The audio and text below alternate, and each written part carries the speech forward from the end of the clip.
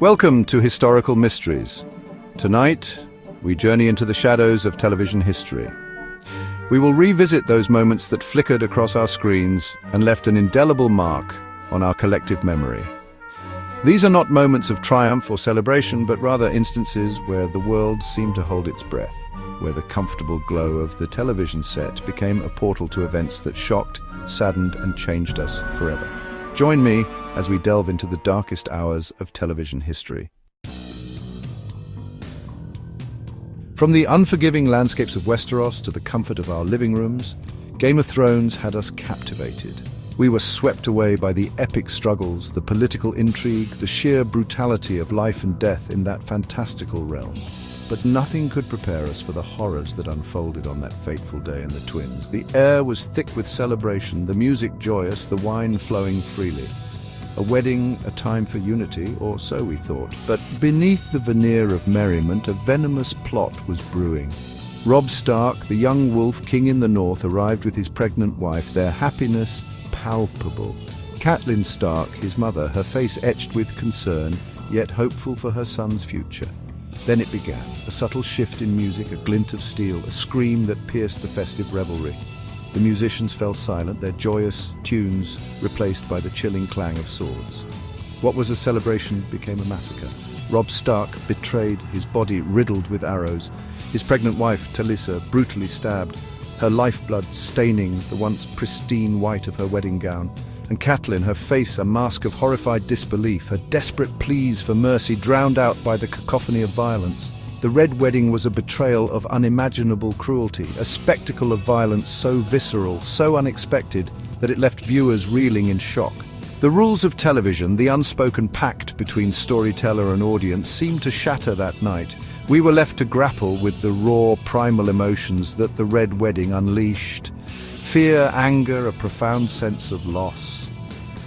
But perhaps the most unsettling aspect was the chilling realization that in the world of Game of Thrones, no one, not even the ones we believe to be safe, are truly immune from the capricious whims of fate. January 28, 1986, dawned bright and clear, a crisp winter day full of hope and promise. Millions of Americans, many of them school children, tuned in to witness a momentous occasion, the launch of the Space Shuttle Challenger.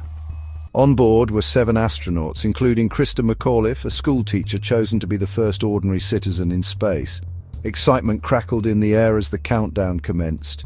We watched, captivated, as the mighty engines roared to life, spewing fire and smoke, propelling Challenger skyward. For 73 seconds, the ascent was flawless, a testament to human ingenuity and our unyielding desire to explore the cosmos.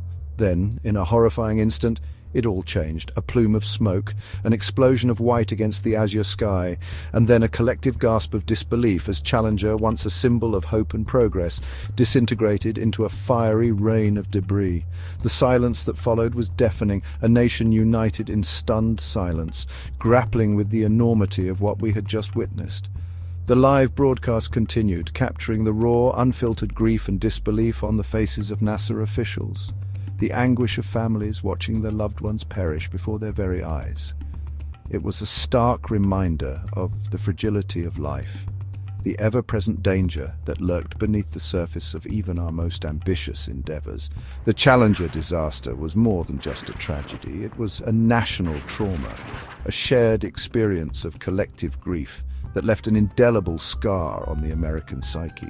It forced us to confront our own mortality, the capricious nature of fate, and the profound risks associated with pushing the boundaries of human exploration. Sesame Street, a vibrant, whimsical world populated by furry monsters and friendly faces, a place where learning and laughter went hand in hand. For generations of children, it was more than just a television show. It was a cherished companion, a source of comfort, a window to a world where everything was possible. But even Sesame Street, with its infectious optimism, wasn't immune to the realities of life and loss. In 1983, Will Lee, the actor who played the beloved Mr. Hooper, passed away. Rather than replace him, the producers made a courageous decision to address his death head-on in a way that children could understand. The episode, Farewell, Mr. Hooper, is a masterpiece of emotional honesty and gentle storytelling. Big Bird's innocent question, "Where's Mr. Hooper?" hangs heavy in the air, a poignant reminder of the permanence of death. The adults on the street, their voices thick with emotion, explain to Big Bird that Mr. Hooper has died, that he's gone to a place where he won't be coming back. Big Bird's confusion, his initial belief that Mr. Hooper will return, mirrors the way children often process grief. The adults, through their tears and gentle explanations, help him understand that while death is final, Mr. Hooper will always be remembered for his kindness and the joy he brought to their lives. Farewell, Mr. Hooper was a groundbreaking moment in television history. It tackled a difficult subject with sensitivity and grace, offering children and adults alike a framework for understanding death and the importance of cherishing the memories of those we've lost. For 11 seasons, MS*H, set against the backdrop of the Korean War, had been a staple of television, a unique blend of comedy and drama that captured the absurdity of war while never shying away from its brutal realities. We laughed with Hawkeye and BJ, cried with Radar and Father Mulcahy, and came to admire the resilience of the human spirit in the face of unimaginable adversity. But all wars, even televised ones, must eventually come to an end, and so, on February 28, 1983, a record-breaking 106 million viewers gathered to bid farewell to the 4077th. The final episode, simply titled Goodbye, Farewell and Amen, was a poignant and fitting tribute to a show that had become a cultural touchstone. The episode, a departure from the usual comedic format, unfolded in real time, chronicling the final hours leading up to the ceasefire. The usual banter was subdued, replaced by a sense of weary anticipation, the weight of 3 years of war etched on the faces of the characters we had come to know and love. As the helicopters carrying the departing personnel lifted off, we were left with a final haunting image. Hawkeye, alone in the helicopter, staring down at a makeshift sign on the ground, a message left by BJ, goodbye. It was a simple yet powerful message, a reminder that even in the midst of war, friendship and the bonds of shared experience can endure. The final episode of MS*H was more than just a series finale, it was a cultural event, a collective mourning for the end of an era. It reminded us that even in the darkest of times, laughter can be a balm for the soul, and that even the most devastating experiences can forge unbreakable bonds of friendship and camaraderie. June 17, 1994. The setting sun cast long shadows across Los Angeles as a white Ford Bronco sped down a seemingly endless freeway, a phalanx of police cars in hot pursuit. Inside the Bronco, O.J. Simpson, a beloved football hero, a Hollywood actor now a fugitive wanted in connection with the murders of his ex-wife Nicole Brown Simpson, and her friend Ron Goldman. For 90 agonizing minutes, the nation watched transfixed as the surreal chase unfolded live on television.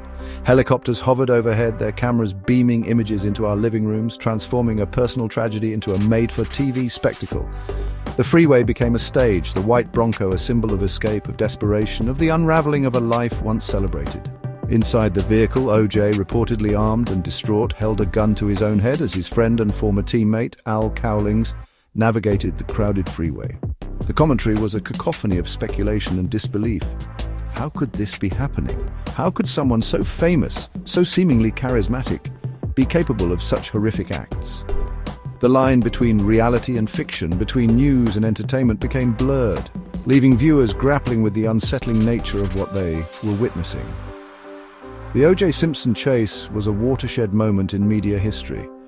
It marked the beginning of the 24-hour news cycle, where personal tragedies and criminal investigations played out live in real time for the entire world to see. It was a stark reminder that fame and fortune offer no immunity from the darkness that can lurk within the human heart. From the bloody battlefields of Westeros to the depths of space, from the whimsical streets of Sesame Street to the bustling operating rooms of the 4077th, and finally to the sun-drenched freeways of Los Angeles, we have journeyed through some of the darkest moments in television history. These were not mere entertainment, they were events that transcended the boundaries of the screen, seeping into our collective consciousness, shaping our understanding of the world and our place within it. These moments, as unsettling as they were, remind us of television's power to move, disturb, and unite us. They remind us that television, at its best, can be a powerful mirror, reflecting back to us the complexities of the human experience, both the good and the bad, the beautiful and the tragic. They challenge us to confront difficult truths, to engage in conversations about life and death, about love and loss, about the very nature of humanity itself. What other moments do you think belong on this list? Share your thoughts in the comments below. Thank you for watching.